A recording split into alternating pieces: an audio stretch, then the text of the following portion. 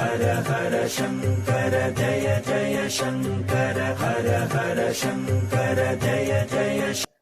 ஒரு ராஜா ஒரு விஷ்ணு கோவில்ல தன்னோட பிறந்த நாளை முன்னிட்டு அன்னதானம் பண்ணிட்டு இருந்தார். அப்போ ஒரு பரம ஏழை வந்து வரிசையில நின்னா. அவனை பார்த்த மற்றவாள்லாம் முகம் சுழிச்சு ஒதுங்கி நின்னுண்டா.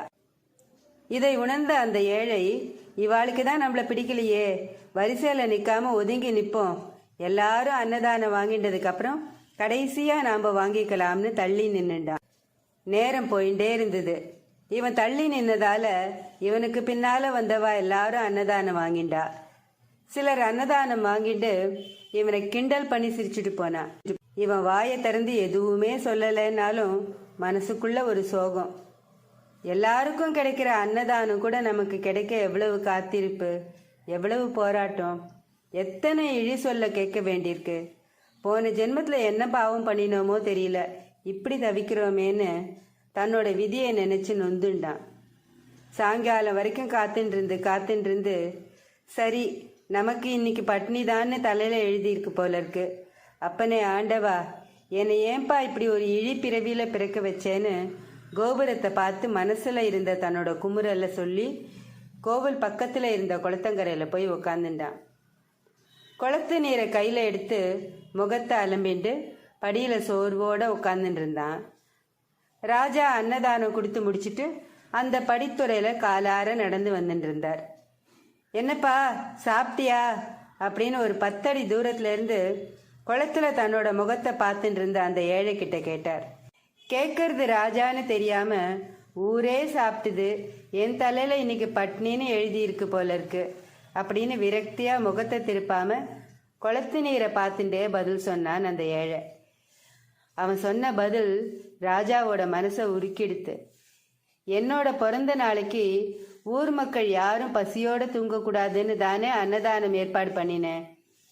ஒரு அப்பாவி ஏழை இப்படி விடுபட்டுள்ளானேன்னு அவன் பக்கத்துல போய் அவன் தோள்ல கை வச்சு, மன்னிச்சுடுப்பா, ரொம்ப பசிக்கிறதா உனக்கு அப்படின்னு கேட்டார்.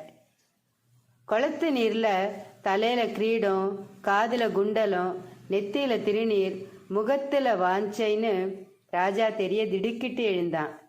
ராஜா, நீங்கன்னு தெரியாம உக்காந்துட்டே பதில் சொல்லிட்டேன், மன்னிச்சிடுங்கோன்னு பதறினான். இவனோட பதட்டத்தையும் படபடப்பையும் பார்த்த ராஜா சத்தமா சிரிச்சார். வா, இன்னைக்கு நீ என்னோடையும் ராணியோடையும் விருந்து சாப்பிட போற அப்படின்னு அவனை பேச விடாம தன்னோட தேர்ல ஏத்திண்டு அரண்மனைக்கு போனார். குளிச்சுட்டு வான்னு சொல்லி தனக்காக வாங்கி வச்சிருந்த ஒரு புது ட்ரெஸ்ஸை கொடுத்தார். குளிச்சு புத்தாடைய அணிஞ்சிட்டு வந்தான்.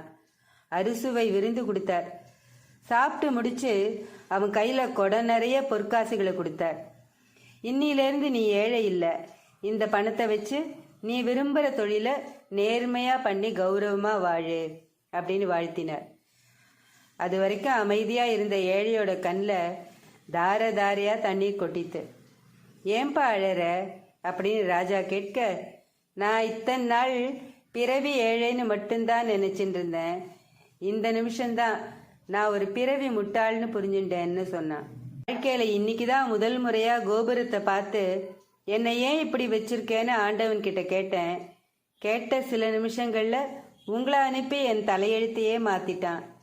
கடவுள்கிட்ட கேட்டா நாம கேட்கறத விட பல மடங்கு தருவான்னு இன்னைக்கு வரைக்கும் புரியாம ஒரு முட்டாளா தானே இருந்திருக்கேன் அப்படின்னு சொல்லி அழுதான். ஆமா, நமக்கு ஒன்று கிடைக்கலன்னா மிக சிறந்த ஒன்றை நமக்காக கடவுள் தரப்போறாருன்னு நம்புங்கோ. கடவுள் இருக்க பயம் எதுக்கு? நல்லதே நினைப்போம், நல்லதே நடக்கும். சும்மாவா சொல்லியிருக்கா பெரியவாள்லாம்? அதனால எதுக்காகவும் நாம் கவலைப்பட வேண்டாம், எல்லாத்தையும் கடவுள் பார்த்துப்பார். ஸ்ரீ மகாபெரிவா திருவடிகளே சரணம். ஹர ஹர சங்கர ஜய ஜய சங்கர ஹர ஹர சங்கர ஜய ஜய